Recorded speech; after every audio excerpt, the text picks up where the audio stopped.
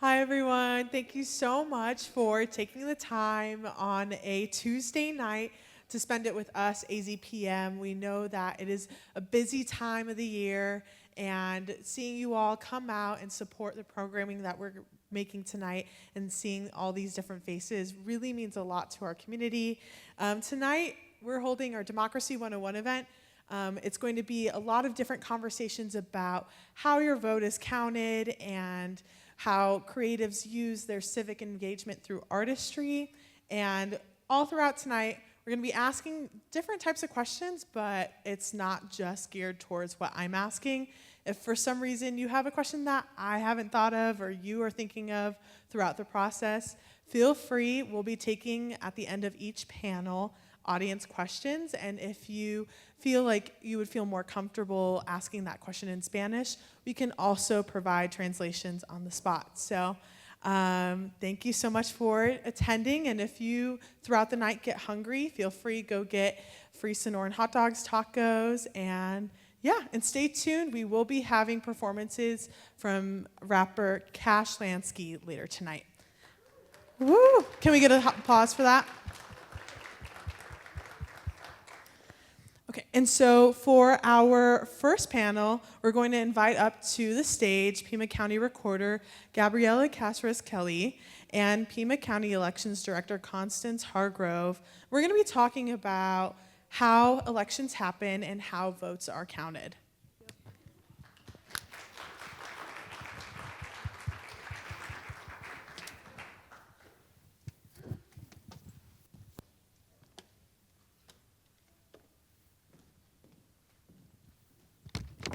Hi there.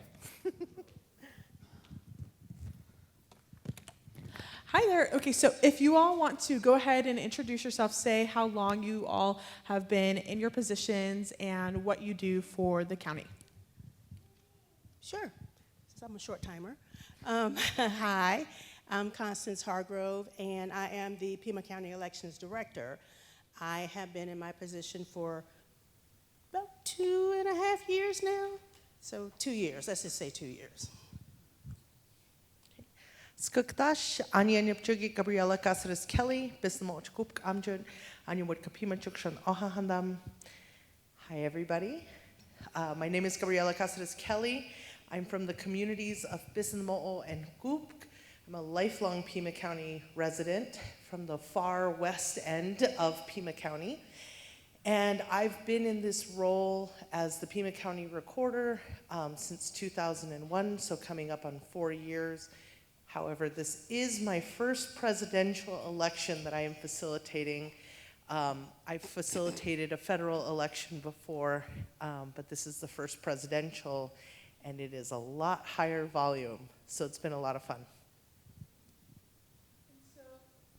And so for this election cycle and for any election, what are the different ways of how someone can vote? For example, let's say this upcoming election. So my office is responsible for early voting. That has to do with in-person early voting, so you can actually just show up with your ID and you can be issued a ballot right then and there. You must vote the ballot there. You can't take it home with you. You can also request a ballot by mail. Around 74% of all Pima County voters vote by mail already. But there's actually a bunch of different ways that you can vote early. If you are a military and overseas voter, if you are in Canada or Mexico or France, we can actually get a ballot to you electronically, or we can send you a paper ballot. Those ballots go out 45 days before the election. And then, of course, we have, with the help of the elections department, we have accessible equipment. So you can vote on a ballot marking device if you have trouble filling in circles, or if maybe you need to hear the ballot or read it in a different language. We have equipment like that. And this cycle for the presidential election, because we have such a high volume, we also have drive-through ballot drop-off. So people can conveniently drive their vehicle up, never have to get out, just hand a ballot over. And of course, there is Election Day. So there's in-person Election Day voting at our 126 vote centers around the county. When we're looking at making sure that an election is inclusive for everyone, what are some of the obstacles that you have to consider to make sure that every single person that is eligible to vote can vote? That's a really big question. It actually really starts with voter registration. We are a state that requires you to be registered 29 days before an election. And a lot of people don't get that message. And people move a lot, especially young people and elders. We are also a multilingual community.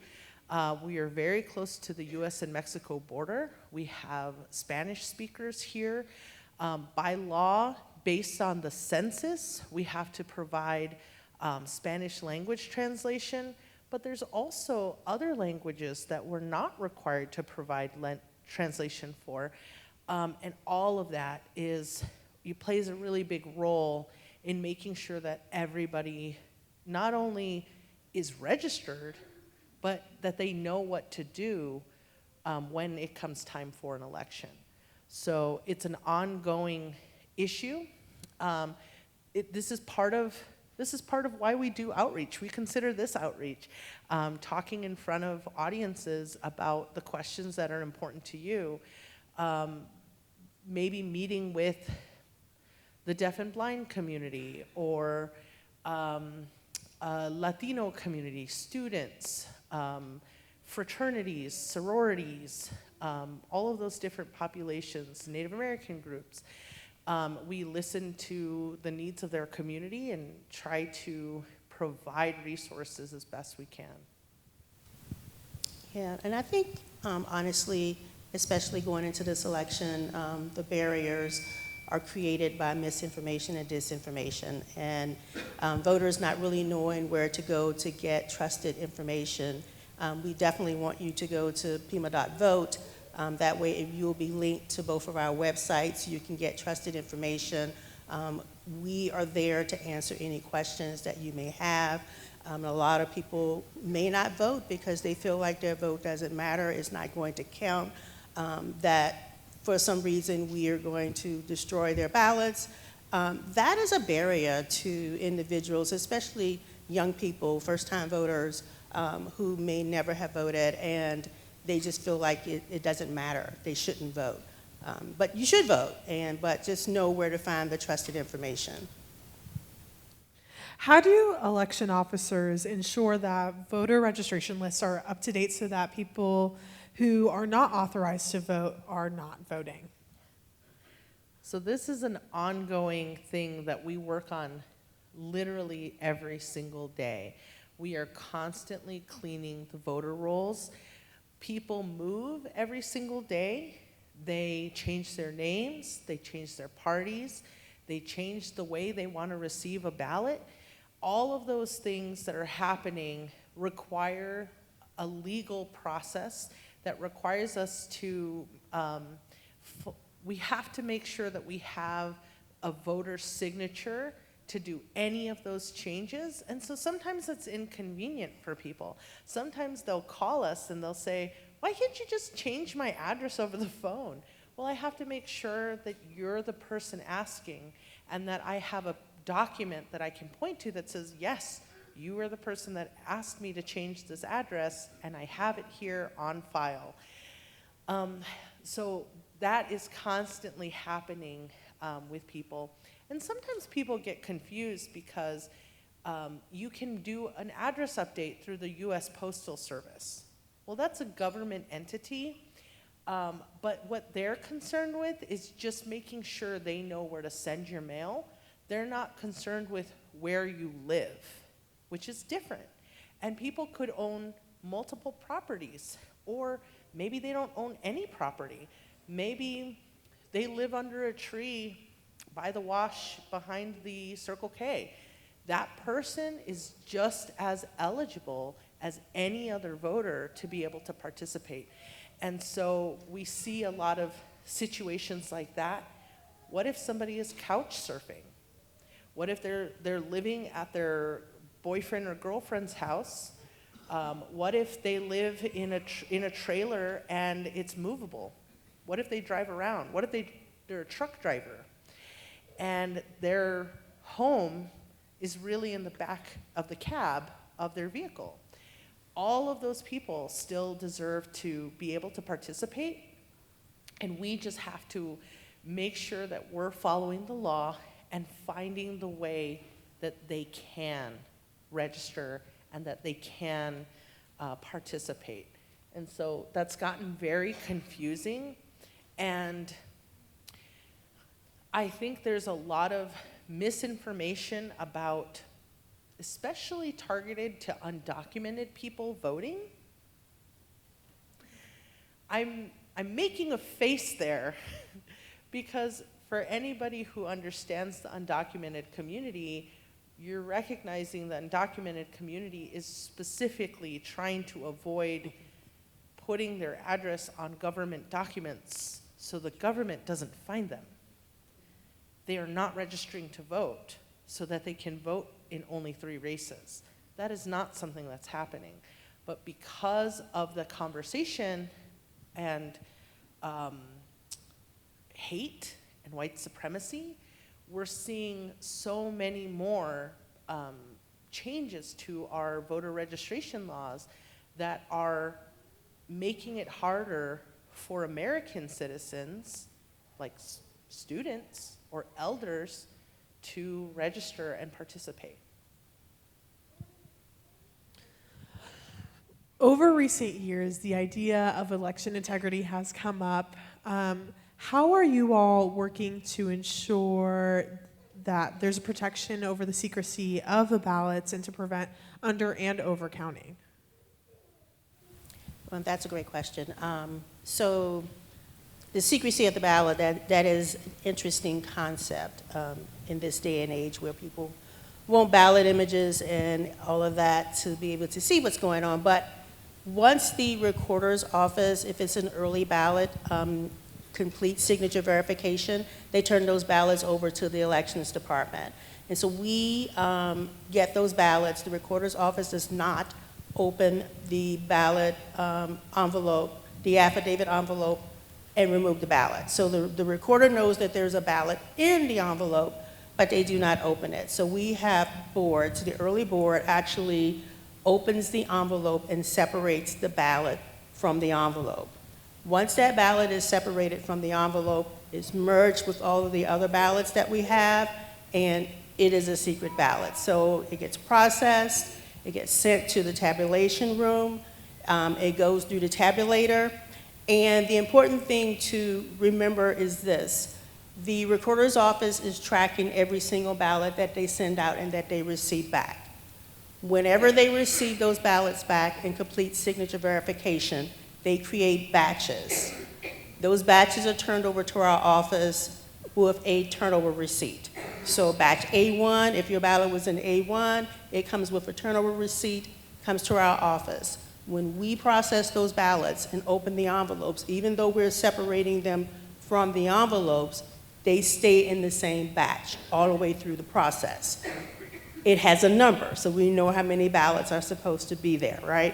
So when it goes to tabulation, they know exactly how many ballots they are running through the tabulator. They verify that against the reports that they have.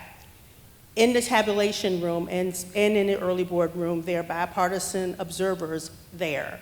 In our tabulation room, we allow the observers to take a look at the bags when they come in with the ballots inside them. They write down all of the information. These are forms that they created for themselves. They write down all the information before the ballots are run.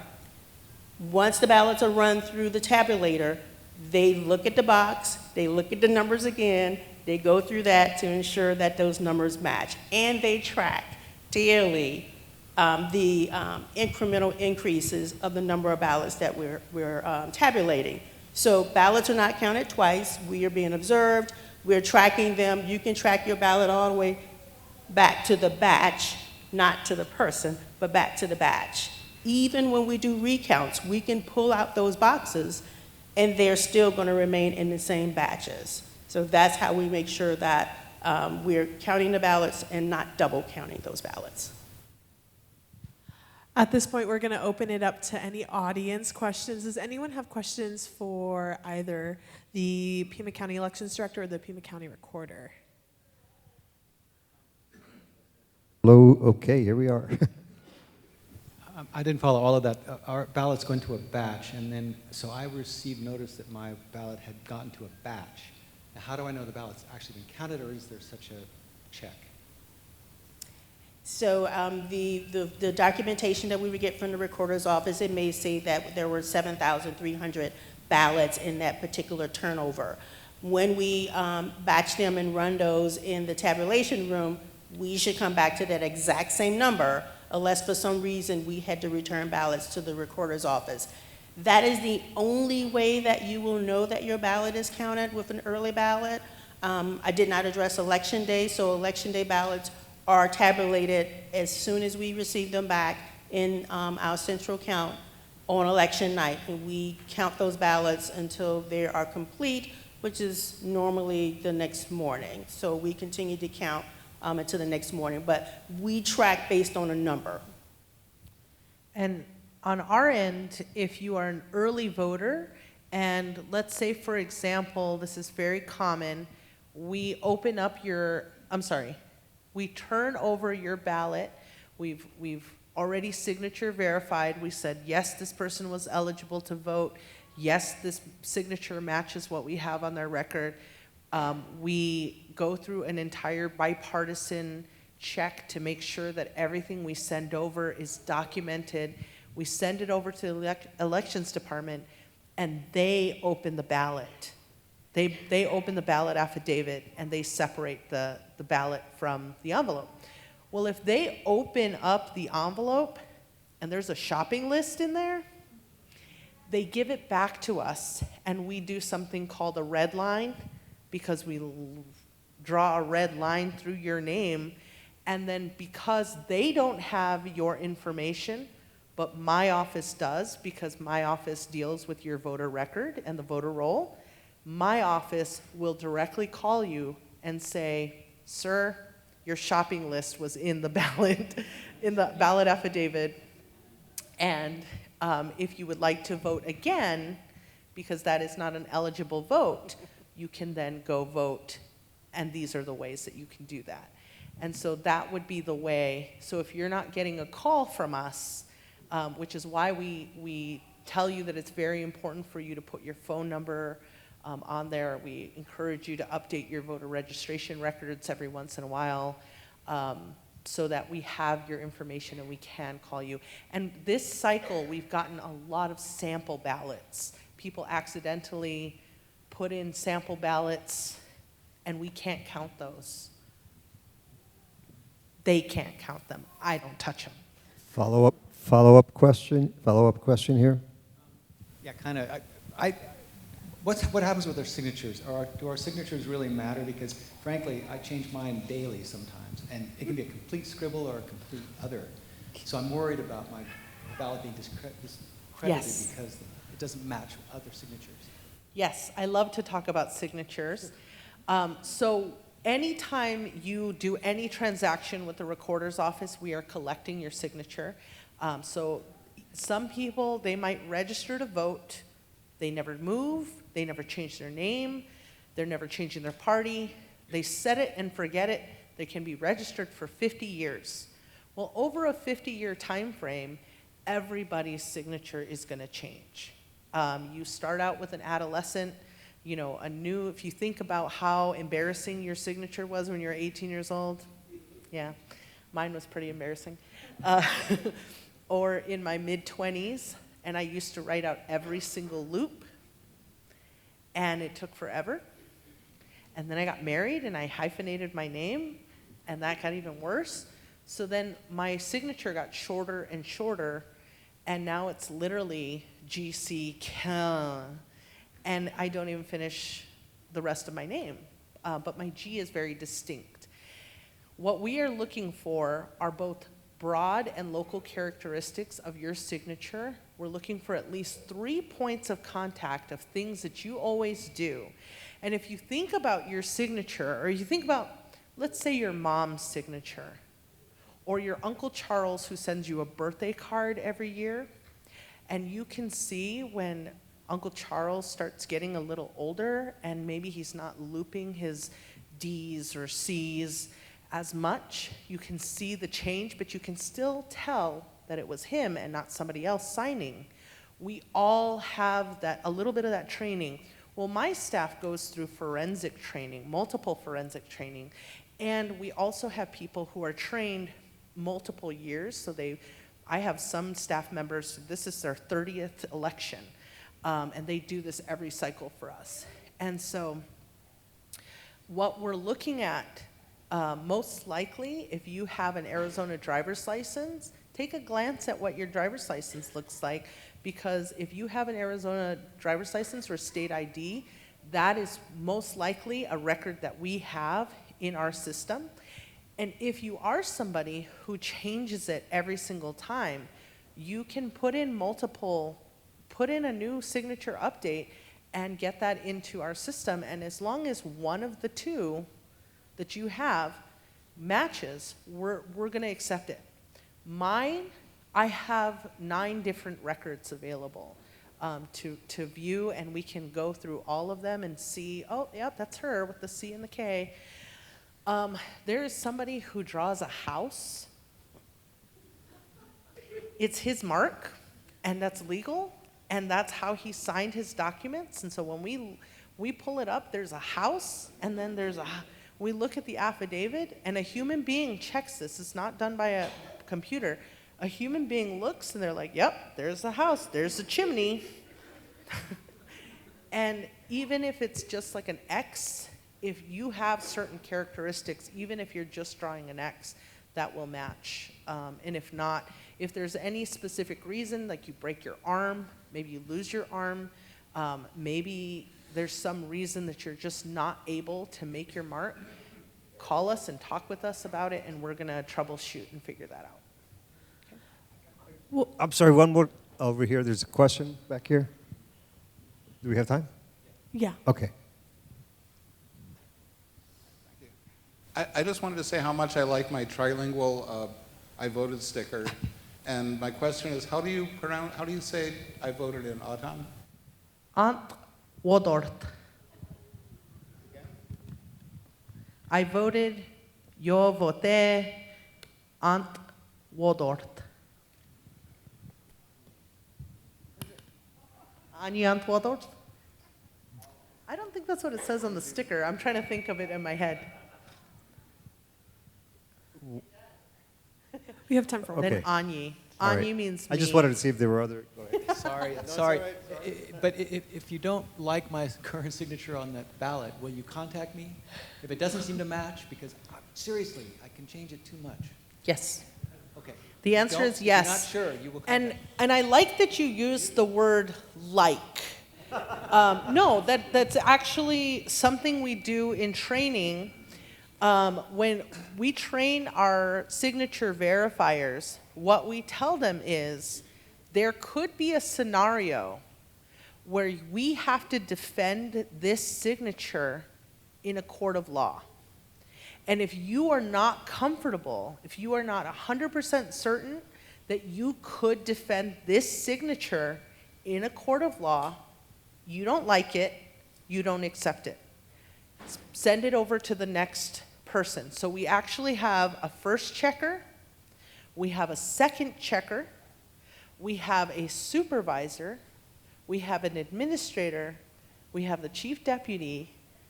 Your signature could go through up to 5 different verifications, and if nobody likes your signature after the second check, it automatically results in a phone call to you, which is why we ask you for that phone number on your envelope. And the reason we ask you for that envelope, the phone number, because the number that you put down that day is going to be, could possibly be different from the voter registration you entered 10, 15, 20 years ago when you first registered. So that is the most up to date. One more question over here. I received a mail-in ballot, but because my signature has been questioned in the past, and I'm afraid that if you can't get a hold of me, you're going to throw away my vote. I want to vote in person. Can I still do that? Yes, yes, absolutely. A lot of people, if you receive a ballot and you spilled coffee all over it, and you need a new ballot, you will need to have identification, but we're not going to ask you why, what happened, where's your ballot? It's everybody's right to request a ballot, and you can do that early, emergency, or on election day. And I think it's also important if your signature is changing, let's say for a medical reason, and you want to let us know about that medical reason, you can literally call us and say, my signature will be changing due to a medical reason. Please make a note of that in my record. We will put that note in your record, and we won't call you the next time. So I think that's important for people to know. We do think that it is important for you to have respect and dignity when you vote, because that's your right. Back here, we have one question. Hi, I wanted to say first that I am so grateful that I get texts that tell me my ballot's been received, it's been forwarded, it's being counted, it's verified. That is such a relief because I dropped mine in the mailbox, you know, not my street one, but at the post office, and I know we've had a lot of concerns about that. So that's wonderful. You just answered part of it. I called in to say that I have a medical reason that my signature has changed. And the lovely person I talked to said, oh, we'll send you something so you can change it. But then I never heard anything again. So that's one. I just wondered what the procedure is. And the second thing I'm asking about, I know these are sort of unrelated, but so I got my driver's license when I moved here, 1972 probably.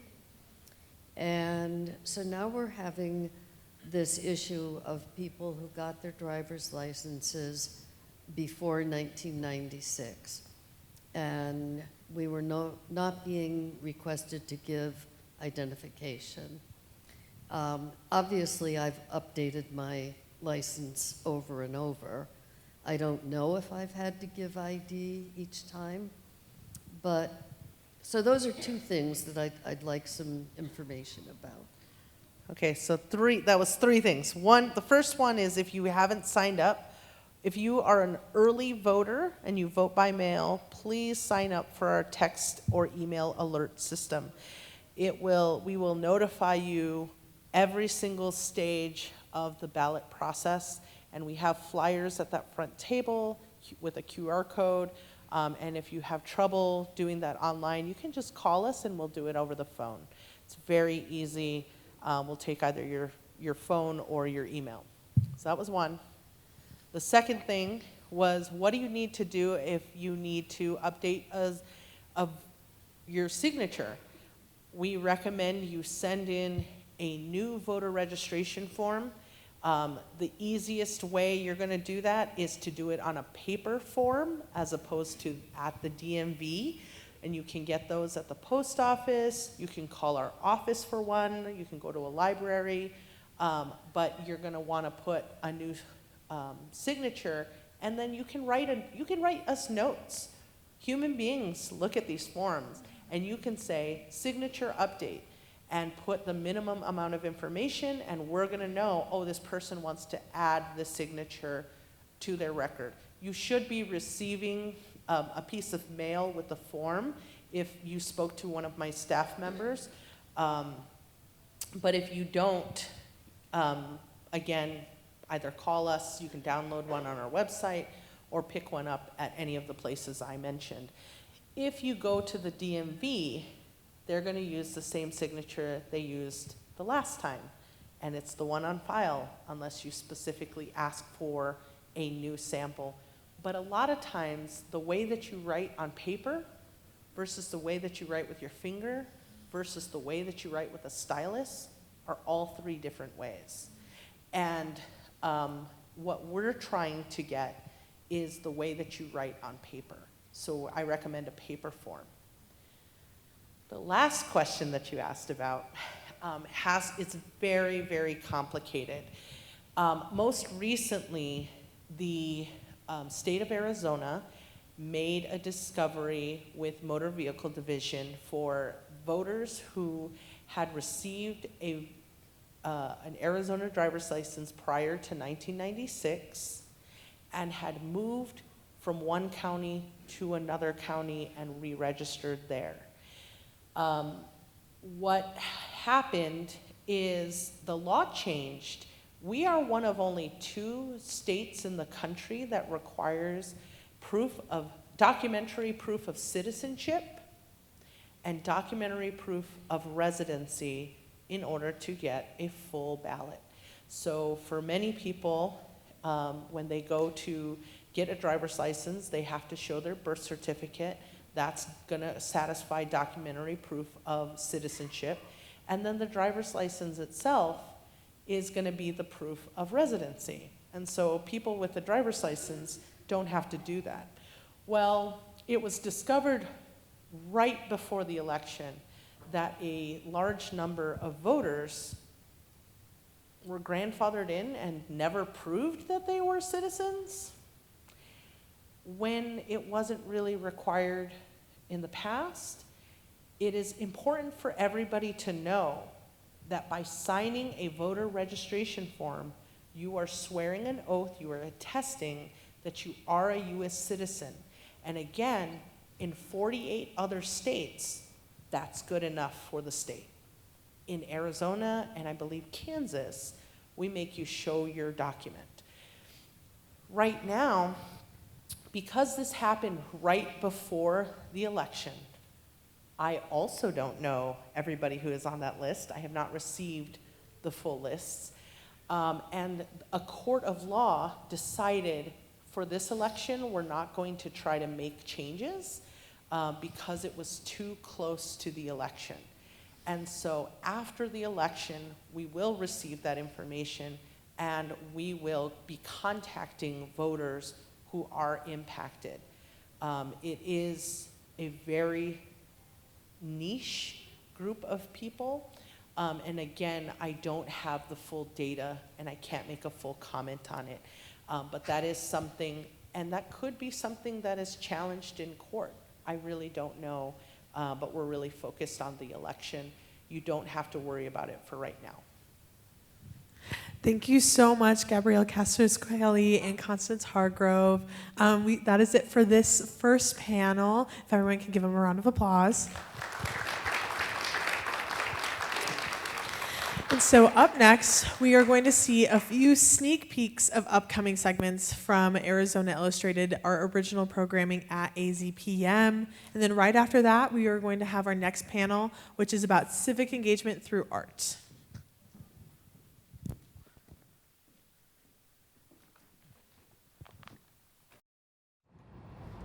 I left Pittsburgh in 1991 from Alaska down here in 99. I was 15. Really see too many black people.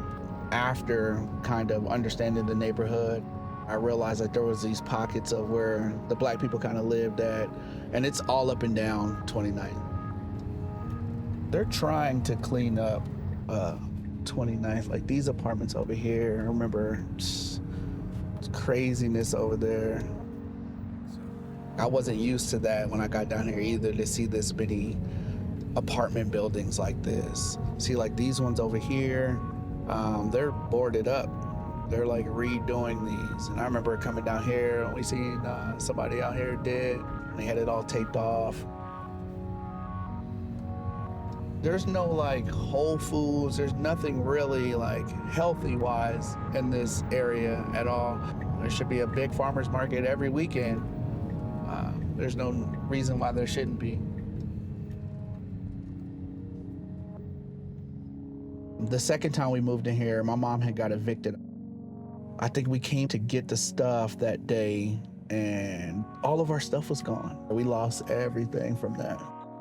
I mean, like, we've been evicted from other places growing up as kids, you know. We had to move fast like that. But that one, everything was taken from us. That was another reason why I wanted to put those pictures on the back of my album covers. So I know for a fact those pictures will live forever. Is it really worth it? What's the cons? What's the pros? When you know the author, you know how the story go, go, go, go.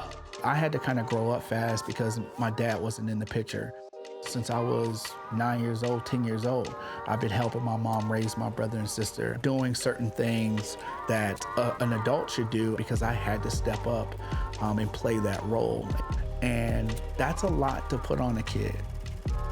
The correlation between when I was a kid to who I am now, from my grandmother to my mom, teaching me about manners, teaching me about respect, teaching me how to treat people, teaching how I should be treated, learning these things and seeing what we come from to where we are now, and being a father, being a husband is trying to break these generational cycles that we've been caught up in. So I start a nonprofit organization called A Hand Up, Not a Handout with my wife, primarily focused on Black and brown kids dealing with mental health issues. So we threw our first community event. It was called Community Time on Deuce 9.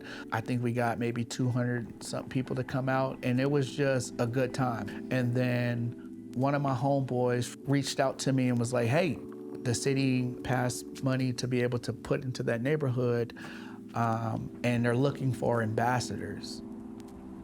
There's a couple areas in Tucson that were looked at as possibilities, but this one was chosen because of crime rates, socioeconomic issues, and then lack of representation. So this area didn't have any active neighborhood associations and didn't have any way for the residents to really connect to getting resources. The cool thing about the 29 Thrive ambassadors was learning from each other, because I've been wanting to do this for a while now, and I never knew where to start. I think people want to be able to envision themselves being in these rooms, in these conversations, because they see people, Kate, myself, the city, being able to come together and create something that is bigger than ourselves. So people gravitate to that. Of like, okay, Cash, we've seen you rap a million times, but you're doing this now. Can you tell me more about what you got going over here? And it brings certain people into this. So I think just trying to be creative in what we're doing, like these action activities, I think are the driving force in a lot of this. I mean, we used to sit in the middle of these streets at 2 o'clock in the morning, throwing eggs at cars, running, getting chased in the neighborhoods. We done sold drugs through here, and that was another one of my things. Like, you know, I always wanted to give back because I felt like we took from what the community could have been. So it is our jobs to pay that back tenfold. It's crazy because I think about a lot of my friends, a lot of them dead, in jail, overdosed. Life got the best of them. So that makes me want to do it even more, you know.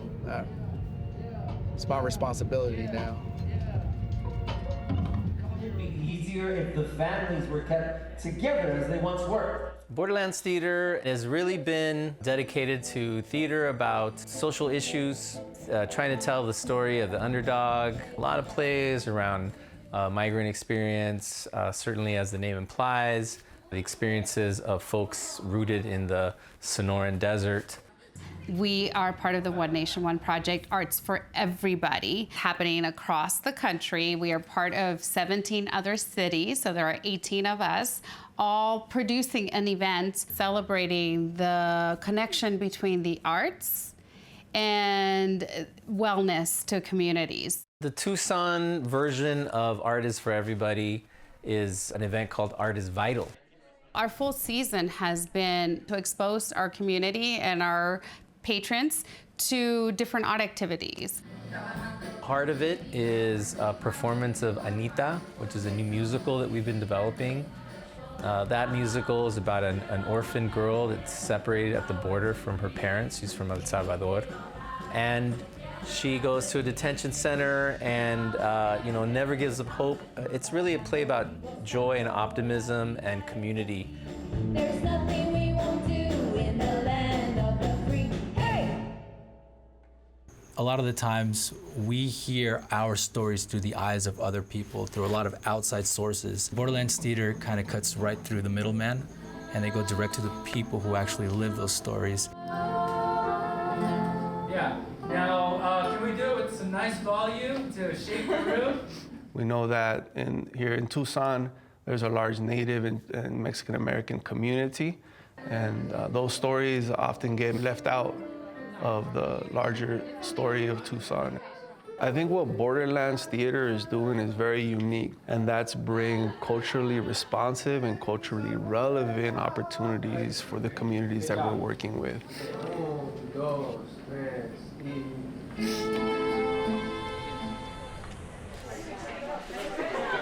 Mark and Milta really wanted us to showcase artwork and artists in the community that could represent the idea of why art is vital. That open call, it's bringing forward all of these folks because these are up-and-coming artists. Sometimes don't even have the space to show maybe the one piece that they've been dedicated to. All of the art will be present at the Burger Theater. We will bring them all out and display them in the lobby, so everyone that comes to the fiesta will be able to see all the pieces that were submitted.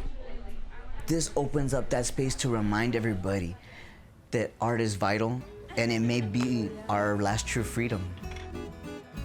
Mark Piñate, artistic producing director of Borderlands Theater, came to us wanting to learn more about our program and how we were working with families. He presented that through the arts, there's been evidence that people's well-being improves, communities are healthier.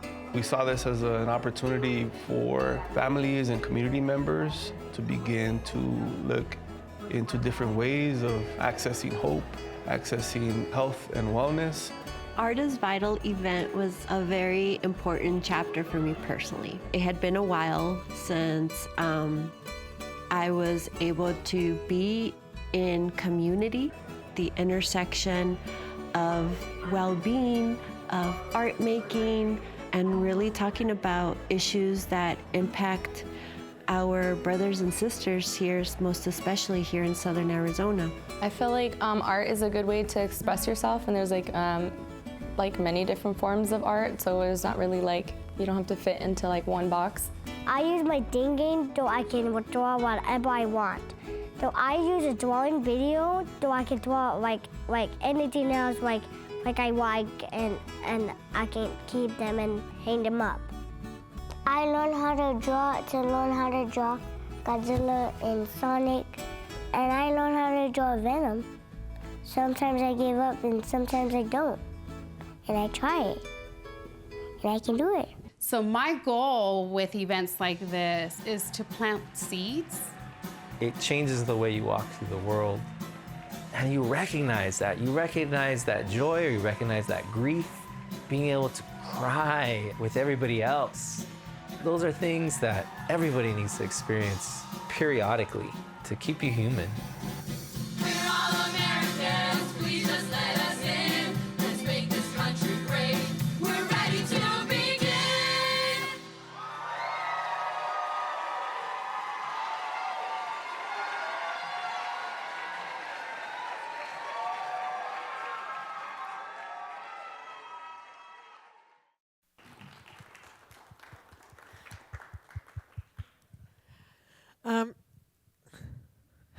Hello. Okay.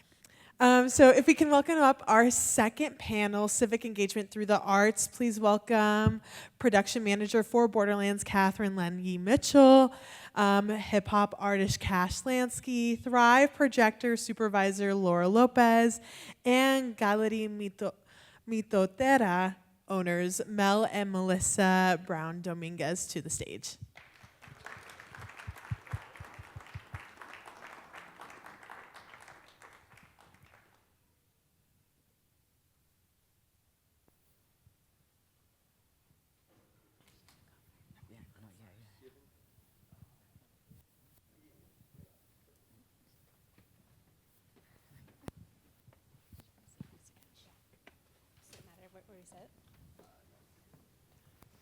Check. They was all scared. They sent me up here first. Awesome. Well, thank you all. So we're going to be talking to artists about their work through civic engagement and how this type of work lasts longer than just before and after an election. It does not always entail calling your politicians or signing a petition. Some of those community leaders, like the ones that you see on stage, utilize their creative side to voice a need for change. So if you can each introduce yourself and say how you found yourself in this space where art and activism intersect. Cash. My name is Cash Lansky. I have a nonprofit, a hand up, not a handout, and I'm a part of the 29th Thrive Ambassadors. I think understanding the power of music and how it can move people in a positive direction is kind of what intertwined me into wanting to be a part of the community. Hi, my name is Melissa Brown-Dominguez. I'm co-founder of Galeria Mitotera. I'm an art administrator for Galeria. And we pride ourselves on creating a safe and culturally relevant space in our community that allows people to come and receive all kinds of messaging and civic engagement. My name is Mel Dominguez, and I too am co-owner of Galeria Mitotera. And Melissa pretty much covered all the things that we do there. But watching the video about Cash just now reminded me how much we are similar. 29th Street, that's where I'm from in South Central Los Angeles. And that's where I found myself in politics and getting involved, was being a graffiti artist and coming from similar backgrounds and not the same story, but very similar, and the wanting to do something about it. So I put myself to the test as a graffiti artist or a street artist, and to making that bridge just a little bit easier to walk over. Hello, my name is Laura McAndrews Lopez, and I am working for the city of Tucson as the Thrive project coordinator. But I also have been a part of the Tucson community for a long time, both as an artist, a teacher, and a band manager.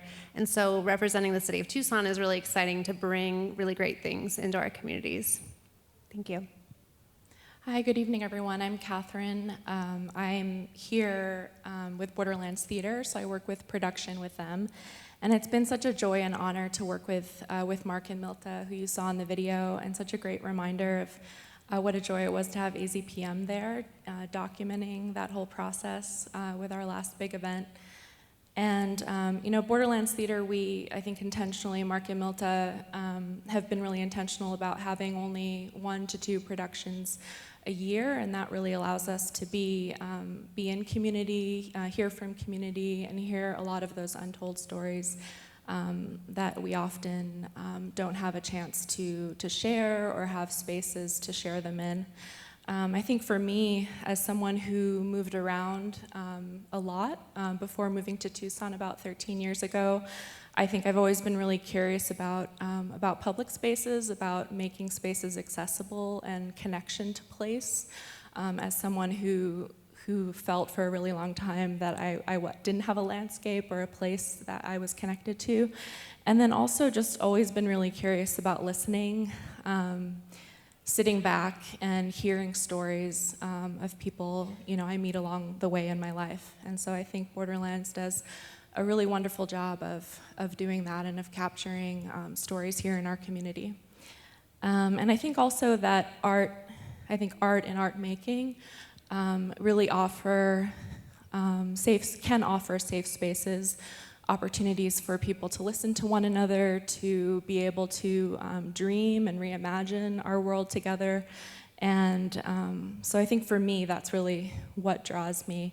And as someone who's worked in public engagement and social services for a really long time, I do find that art and art making is what allows for those stories to come out, for folks to feel comfortable and feel empowered to look out for one another, to care for one another, which is what we really need right now.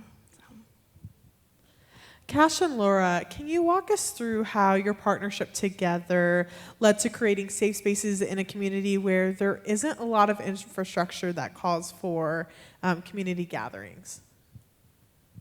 I think one thing I've learned with working with Laura and working with LSA is they trust the people in the community to kind of lead it. They haven't tried to jump in the way and say, no, we don't think they need that. They're asking us, what does the community want? How does the community want to go about it? And I think it's been a beautiful partnership because like we are the culture. We are the 29thers. Like we know what's going on over there. And for the city or 29th Thrive to listen to us has been beautiful coming from me. And it's been really beautiful listening to you guys too. So like he said, it's a really new approach that the city of Tucson and Housing Community Development is taking. And that is not going from the top down, bringing in all these ideas of what a neighborhood needs, but instead really listening to the folks there. And people like Cash that have grown up there, community members that have been there for a long time, they know what's beautiful in the community. They know what they're wanting, and they also know what needs to be changed. But there's new people in the community that are now trying to make it their home as well. We have a huge refugee community, a lot of immigrants in the community, and they want to make the space beautiful too. They want to bring in their culture, they want to bring in their ideas, and so it is exciting to listen to all these people bringing in their ideas, making the places that they love better, and the government saying, yeah, we say yes to that, instead of saying, I don't know if we can handle all that. So part of working for the government is trying to be that yes person as our first approach when listening to our community. I think that's a really nice transition to Mel and Melissa. You all work with artists who often don't get their artwork shown in galleries for a number of reasons. What were some of the barriers that you see within marginalized artists and what they face? And what was the driving factor for you all to decide that your gallery is the hub to show work from underserved artists? The fast version is we've known each other so long, and we hung out with these marginalized folks. And we're the marginalized. Yeah, we still are. Yeah. But Melissa was into punk rock and I was into hip hop. And I used to like to skateboard, and but I was affected by a lot of things environmentally, housing at that time, and we would always look at each other and be like, well, we're never gonna be millionaires, what can we do? And we literally, I don't know, we hit the books, I guess you'd say. Yeah, and Mel and I moved to Tucson 19 years ago from Los Angeles. My nana and tata lived here in Pueblo Gardens. So when we moved here, we noticed that there weren't any gallery spaces that showed any community artist. Most of the art galleries here in Tucson are geared towards students at the U of A that are on track to get their BFAs and MFAs, but there are so many amazing artists within our community that are incredible. And when we moved here, we saw that need, and so we kept moving with that vision. And 6 years ago, we opened up Gabriella with that in our hearts, that we wanted to have a space where we can showcase these artists. I'm sorry, well, that space, people always ask me, Mel, how come you didn't, you're kind of getting to be known around town, for your local art. Why didn't you open up a space in the foothills? And I was like, are you kidding me? Have you ever been to South Tucson on 4th Avenue? Like, it already had a space. And so we're on 4th and 28th, but we're just off of 29th. And Katharine, at Borderlands, how do you all choose programming that truly reflects the narratives and lived experiences of those living within the Sonoran Desert? So Borderlands Theater has been around since 1985, and it's gone through many changes in the types of programming it's offered community. Mark and Milta came to Tucson over 10 years ago and took over Borderlands Theater, and I think since then we've really what I've observed of them since I've joined the team is that we really take the time to listen to community, and I do feel like a lot of our productions and our programming has come from folks who approach us or folks we've built relationships with. So, you know, whether that's our youth theater programming that we started in schools, you know, coming from school programming, reaching out to us, you know, whether it's oral histories that we've collected in different neighborhoods on the West Side for our production West Side Stories.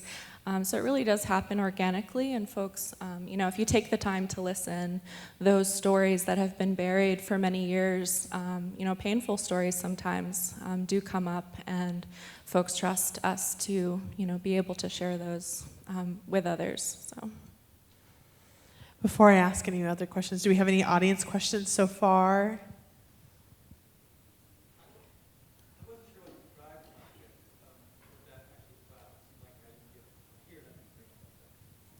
Yeah. Question, I'm sorry? So I'll just repeat it for you. Sure. Is this still on? Okay. So he asked just what is the 29th Street Thrive Project? Thank you so much. So I could go on and on about it. I'll try to keep it nice and short. So the city of Tucson first did Thrive in the 05, and that is a Miracle Mile Oracle area. And it's a project, lots of projects in that area, bringing in money and infrastructure improvements based on community needs in that area. That model started a while ago, and so we saw good results in that. And so mayor and council chose a new area based on looking at lots of communities in Tucson. And so this area is 29th Street Thrive Zone. It's from Alvernon to Craycroft, 22nd to Golf Links. And I work for housing and community development, but we work with all the departments within the city of Tucson and team up with Pima County and other nonprofits to listen to our neighborhood, bring money, bring grant money, and really spend it the way that the community wants. And so we are doing 8 action activities based on community needs, what they voted for over the course of 2 years of listening to people, and Cash helped with that. So he brought in tons of people to amazing events where they could have fun, but also share what they want in that community. And then we've been applying for more grants, and so that's really how it works, is getting more and more money to this area, and making, you know, what people are saying that they want, bringing that to fruition to the neighborhood. Listening to all your stories, it seems as though this sort of thought process where there's activism and engagement, it's deeply embedded in your everyday life. You don't just wake up and not think about that. So for people who are looking to build a better community through avenues that are different from, let's say, calling your local politician, what is the advice that you have for them that, you know, they want to help their community, but they don't want to do it in the ways that we normally see it? All right, so I think there's so many ways. So some of the programs that we have currently, we have team up to cleanups, we have opportunities to plant trees in our neighborhoods, to volunteer in multiple ways with our parks and recs events. So every department has opportunities to volunteer, ask questions, and ask for improvements specifically. Filing reports on 311. You can call 311 or do it online, and kind of just telling the government what are the issues that you're having with. But I'm really excited to just be able to talk to our city departments, finding the number, finding your ward office, and finding a person to talk to really makes a difference, because as soon as you talk to one of our employees, I feel like they are really supportive. And so that's what I'm excited about, is just teaming up with all of our nonprofits. City of Tucson is really good at building connections. So just ask and get involved and start volunteering and telling the community what you're wanting. Can I add something? Yeah. I just wanted to say that to not be afraid of starting small in your community. We started at our old house. We had a pocket park in the back that had been a dumping ground for mattresses and all kinds of stuff for years and years. And it was a beautiful park that when you stood back there, you could hear all the birds, see all the rabbits, and just know that there was lots of nature back there. So we called some of our friends that didn't live in the neighborhood, and then we asked some of our neighbors and said, hey, on this Saturday we're going to get together and we're going to clean up the back. And I did make a call to like our ward office, and then Tucson Clean and Beautiful has tools that you can borrow through the city. It's the cleanup program. But there are people that are willing to help you. So you don't have to go and get the tools. You don't have to get the trash bags. Just call the city, call different organizations, and there's lots of people willing to help. So starting small makes a huge impact. I'm kind of giggling over here because when Melissa answers that way, it's because I didn't ask for permission. I was like, I need a chainsaw. I need some trash bags. And then I was knocking on all my neighbors' doors and I'm like, does anybody here? But yes, start small. And if you have a great support system like I do, ask those questions because somebody will know the answers. I think starting small is like key to what you guys are saying.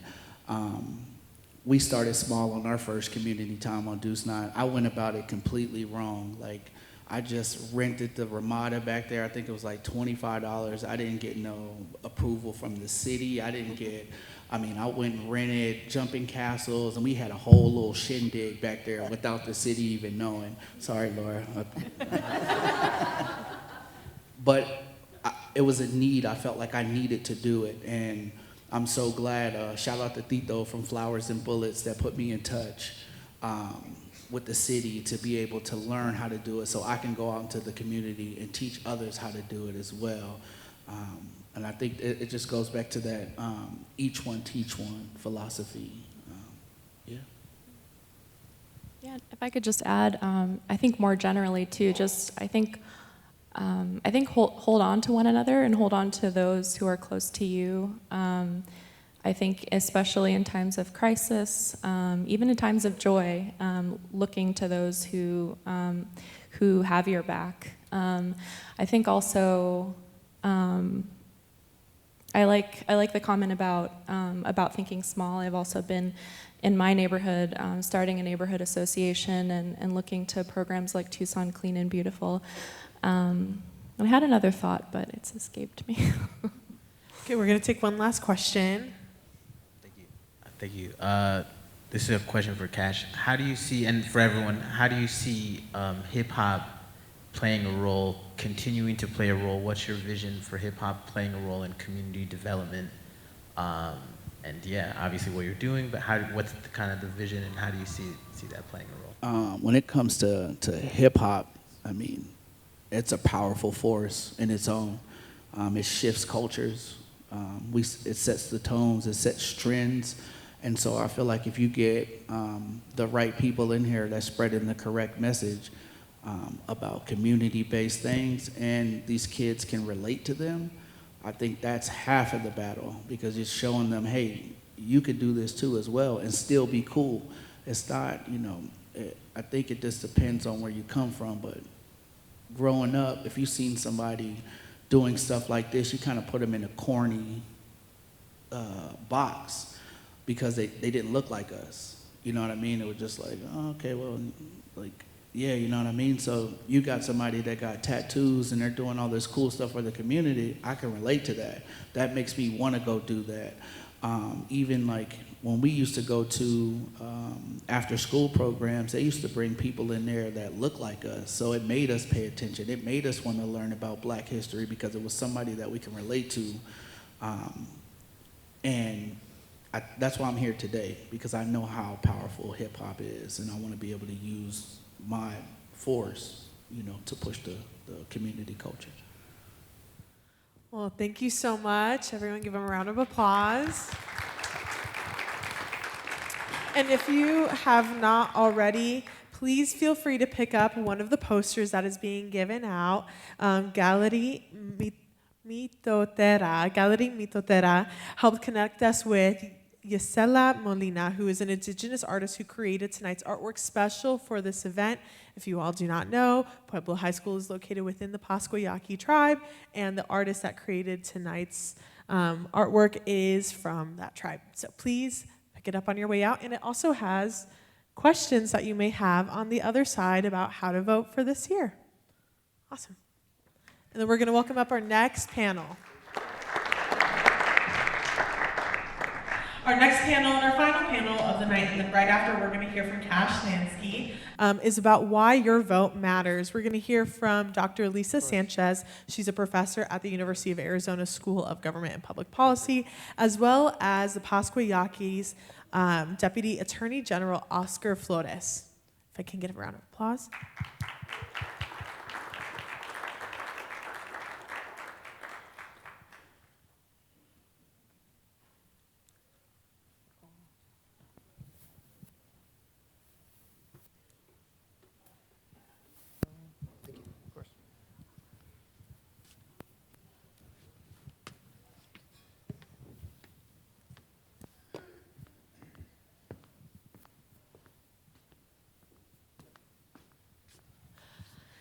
So to get started, can you all introduce yourself and say how long you've been doing the work that you do either at the University of Arizona or within the tribe? Hello, my name is Lisa Sanchez, and I'm happy to see all of you here. I know it's a Tuesday night and everybody's tired, but it's really nice to see the diehard folks. I've been a professor at the University of Arizona for, I guess, 7 years now, almost 8 years. And I'm an assistant professor, and I study American politics, generally speaking. I do have some specialties, one of which is pretty important in this election, which would be the study of Latino politics and how the state of Arizona and other swing states around the country have been transformed by this kind of growing new population. So, happy to be here. Good evening. My name is Oscar Flores. I go by OJ. And I'm the Attorney General for the Pascua Yaqui tribe as of last week. So excited. Yeah, thank you. I've been with the Pascua Yaqui tribe going on 11 years now. Been with the Attorney General's office for going on 4 years. Prior to that, I was the chief prosecutor for the tribe. And prior to that, I worked at the Pima County Attorney's Office in their violent offenses unit, handling homicides and all those types of different cases. I'm also a Pascua Yaqui tribal member, so really proud to be able to come back to the community and help out. And thank you guys for being here. I know we're the last group, so we'll power through it.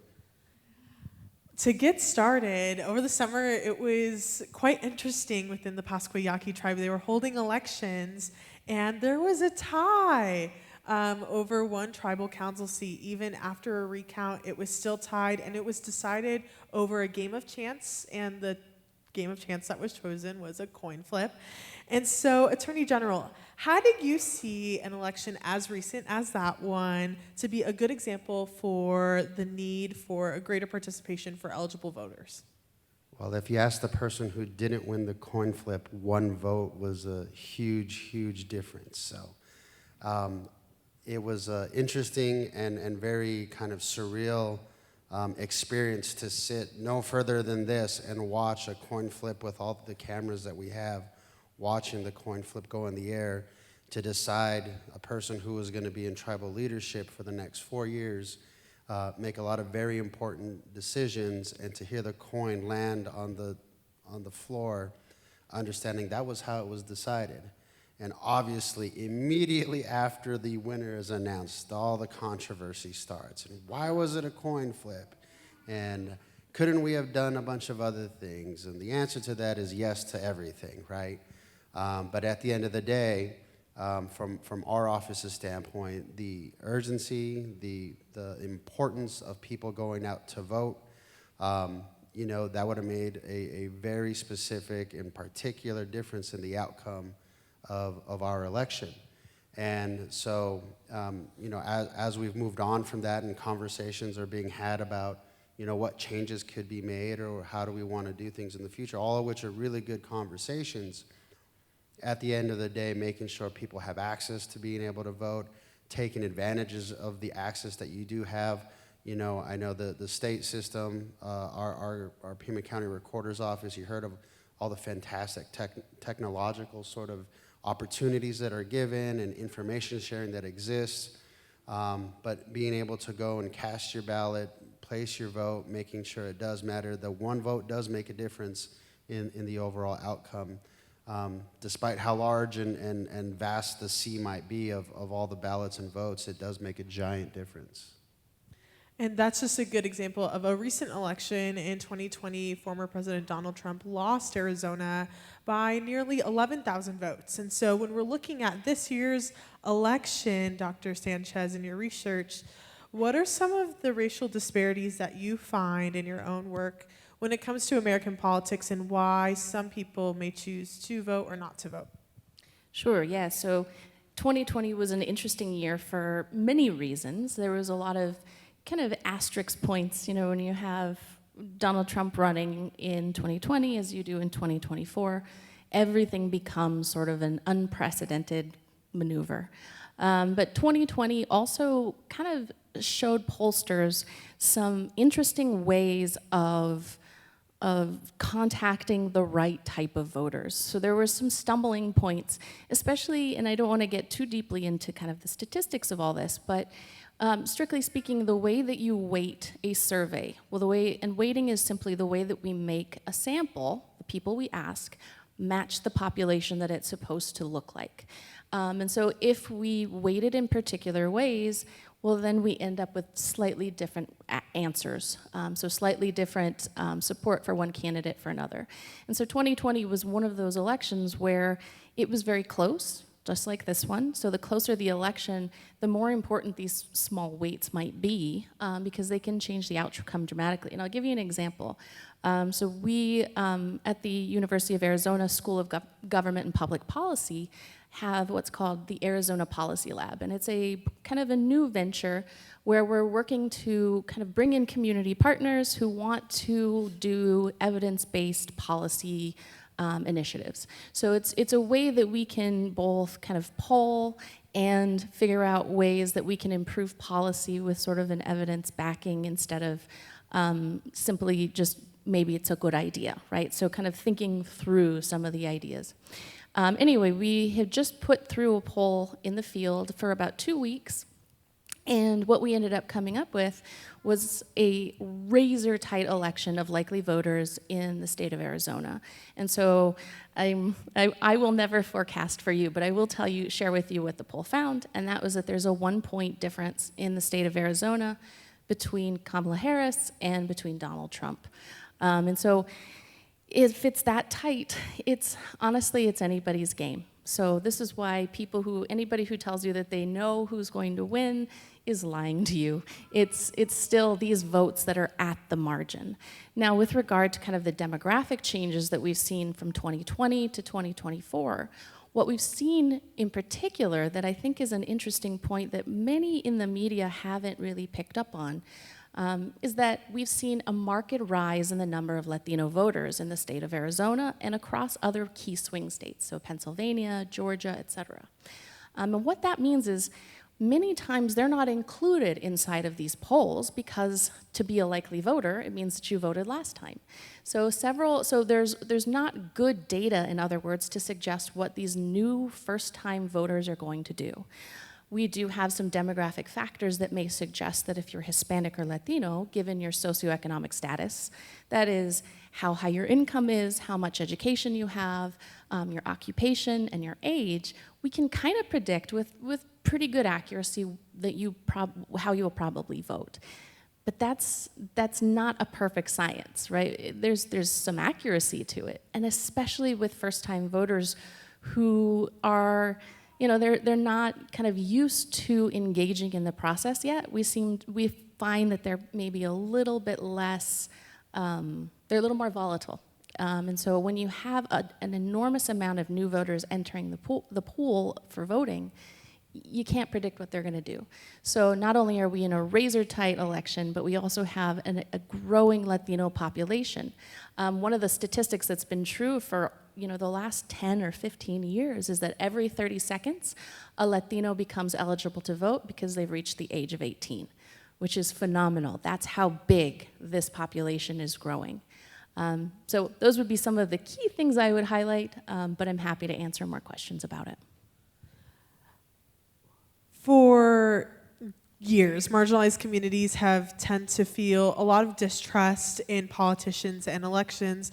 because they've been disenfranchised by these systems. So Attorney General, can you walk me through what is it like to have these conversations about federal elections within a tribal nation where their representation feels maybe more aligned within tribal governments rather than federal governments? You know, it's a great question because it's really just information sharing, education about the process, understanding the significance and the importance and reliance on tribal governments with the federal government. So one necessarily relies upon the other just by the nature of tribal governments and their existence. Therefore, what happens at the federal and national level has a direct impact on things that are happening in the tribal communities. And so the importance for people to be aware of what the issues are or issues that are going to be coming forward or what our representation, what our voice is going to be at the national level will have those direct impacts in opportunities, resources, different avenues of education, and just overall opportunities in the tribal community. So it's important to have that distinguishing understanding of it, as well as understanding how important it is for tribal governments and much like every other minority, you know, struggling to combat different systemic issues related to, you know, making it more difficult for these minority communities to vote. You know, working really closely with the county officials to have sites located near reservations is extremely important to have the access. You know, there's a lot of literature and research about the issues related to reservation communities and addresses and how they prove that they're residences. And, you know, there's just a whole lot of dynamics at play there that are really rooted in some fundamental distrust from a long time ago, and some of it not that so long ago. But really understanding the process of it, having the information, to be able to make sure that everybody in tribal communities are voting, they know what they're voting for, and they're aware that those have direct impacts. I'm going to open it up to any audience questions so far. If not, I'll keep asking. Oh, right there.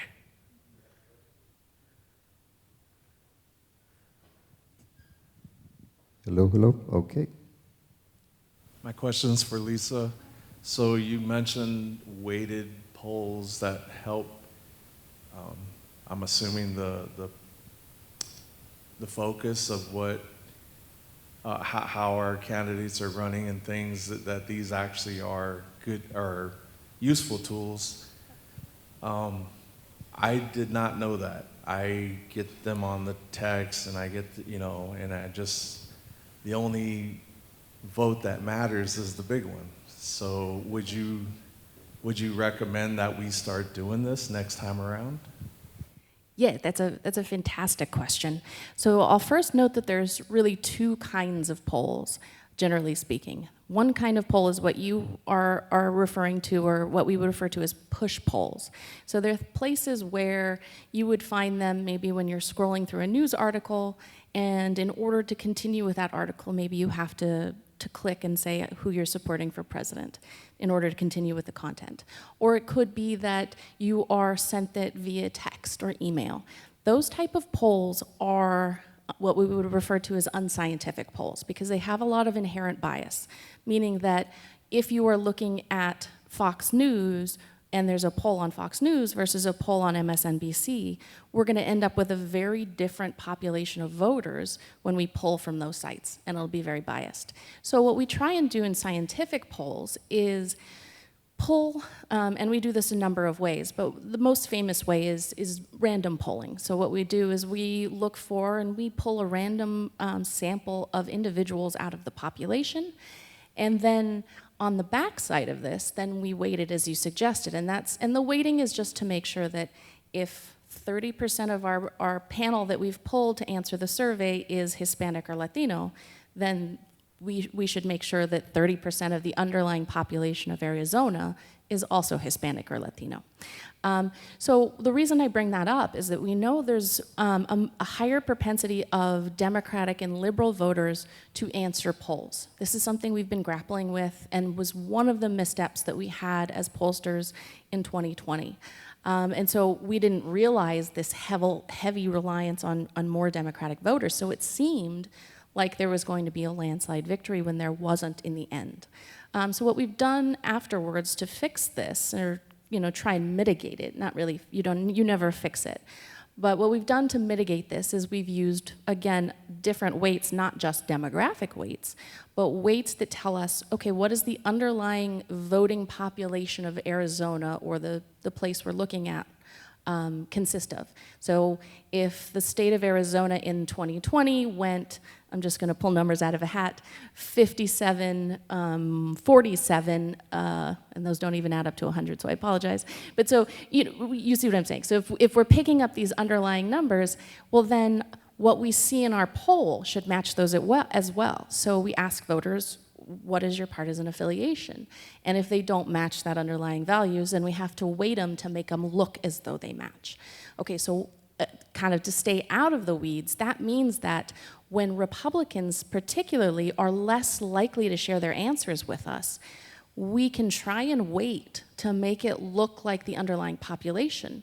But waiting is no substitute for the real deal, for Republican voters matching the number of underlying Arizona Republican voters answering our surveys. So yes, if you see a survey that comes from a place that is not a push poll, but is from Times Siena or the Marist poll or Pew Research, those are the type of polls that you should absolutely answer, because it helps us understand the coming election. And I think that's why it's in a time of misinformation where there's a lot of accusations about whether or not a vote was fair.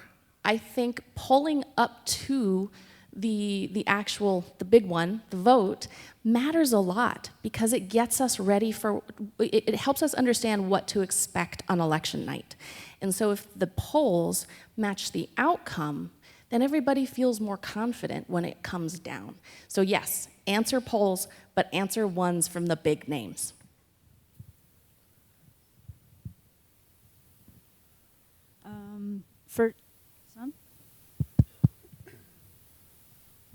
Hello, mic number 8, here we go. Thank you. Thank you both for being here. Question for each. So Lisa, just to follow up on this, I've gone to a website, for example, like 538, and looking at the polls there, there's only a sampling of 500 people to about 2,000. And how this is also played out in the media and all this, there's this high anxiety rate over a really small sampling of people. And it brings about conspiracy theories and all sorts of things. Can you please address this small amount of sampling too, and, Sure. and just how to mitigate that misinformation that could be used later on for like lawsuits or troublemaking? Okay, those are two great questions. So the first one is perhaps the easier question, and I would say that what you refer to as small sample sizes are actually the appropriate sample sizes between about 500 to about 2,000, as you rightly suggested, is the amount of people that can give us a statistical impact without giving us false positives. So anything that is above that number will actually give us more likelihood of bringing up pieces that are statistical artifacts, in other words, that are not true underlying relationships. So that's why we keep those poll numbers kind of small. Now, the proliferation of polls is really helpful in that, right? So that if we can compare a bunch of different snapshots to one another, then we can have more, we can have more faith in the polls, the underlying polls, if they're showing similar things. What is always really, what always catches my eye, because there's so many polls out here, what catches my eye is when you see a poll that is way far out from what the other ones are finding.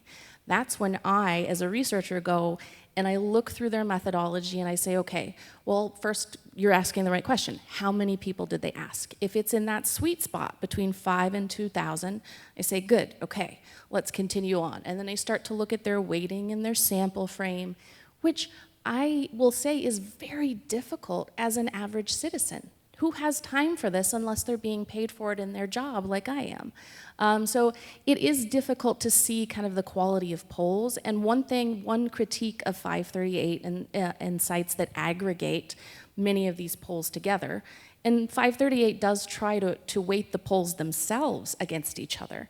But one of the problems is that they're adding together polling data from polls that maybe have less rigorous methodologies with polls that have very rigorous or very polls that I would be very confident in looking at it. And so when you're adding, less, I'm going to say it in a very indelicate way, when you're adding trash to the good stuff, you lose something, right? So 538 it's a cool tool, and I look at it, but it does have some drawbacks. And Joe, I think you had a second question. All right. And I think this is going to be the amount of time that we're going to have for questions. But thank you all for participating, and hopefully you'll be able to talk to the panelists perhaps outside afterwards. I'd like to give Oscar a little chance here because we talked a lot about polls too.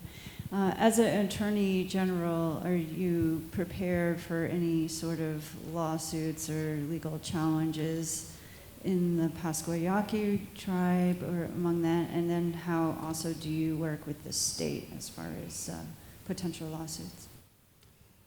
So as far as our elections go, we have a very robust a very robust Attorney General's office who's in charge of the representation, very similar to like the Pima County Recorder's Office. We have an elections committee that handles the election. We have outside attorneys who come in and assist them and keep it removed from our tribal government, so that way it's got that, that third-party feel to it, that it's removed from all influence from a governmental operation. And so our system is very similar setup to the state system, so we have a lot of the similar checks and balances that are put in place. With regard to working with our state partners, we've worked really, really hard with them to provide sites and polling locations that are making it accessible to our tribal membership.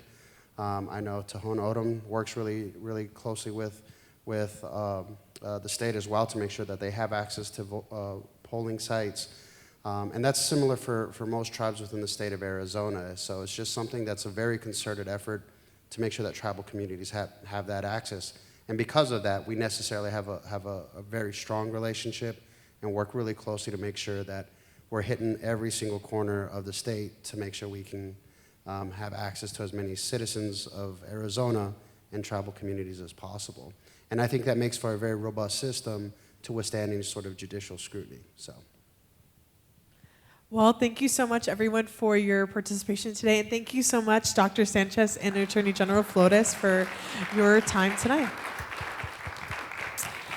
And so next and finally, we're going to introduce Cash Lansky, who we've all been waiting for all night to perform up to the stage. And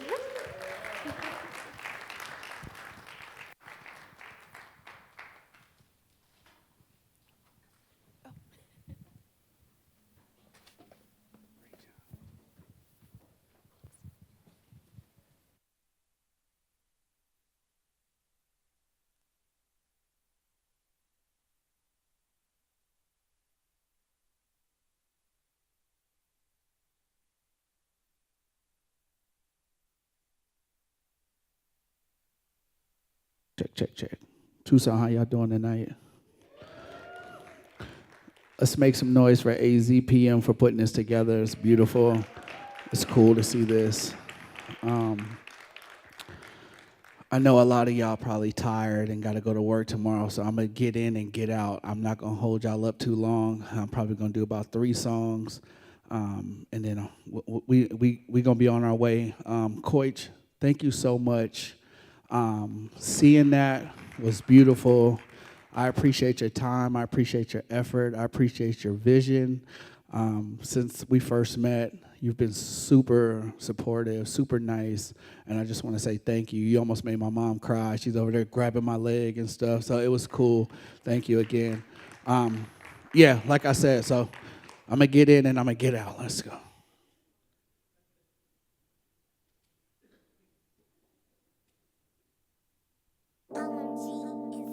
Yeah, check.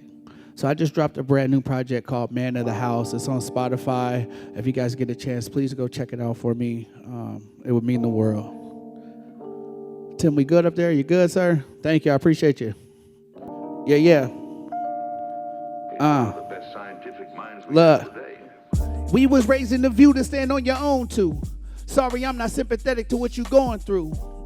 Food for thought, I need my own food. Now take the CBT card and run it up at Whole Foods. Opinions of others never control you. Never let them get too comfortable just cause they know you.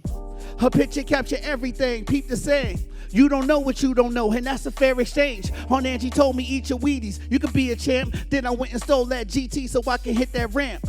With the mag wheels, mama on my steel. Let the teachers call my house again and it's gonna end real. You pop not around, you wish you could call him up. Hey, forgave him for everything, now I call him up. Not for him, but for my sake. Now I'm breathing through this music and the beat, my heart rate hands up. Hey, yeah. You take the bad with the good. Say, nah, pull up a seat and grab a plate. Now grab a, even if I could. I don't think I would. Take the bad with the good. Hey, even if you, don't you ever say, no dumb here. Let's get this clear. Teach my son at a young age that life ain't fair. But I'm good in that mirror. I'm black and I'm blessed. I give you the ruler and let you measure success. And raised with some manners. Addicted to more. Window shopping my favorite to see what life has in store. But I'm cut from that raw. Emulate what I saw. Got no love for these bras. Only food for my dogs. And they prey on your sympathy. Your we be the remedy. Make sure your ass is stingy when they come to your energy. And you work like there's 10 of you. Don't be late to that interview. A killer told me never tell him what you were about to do. I'm missing my Malibu, no, Misty and Polish. Bobby came up, needed food for my daughters, couple G's and some dope, groceries from the stove. Baby mama hated me, thought she would leave me for show. What's up, Pueblo? Okay. Let's keep going.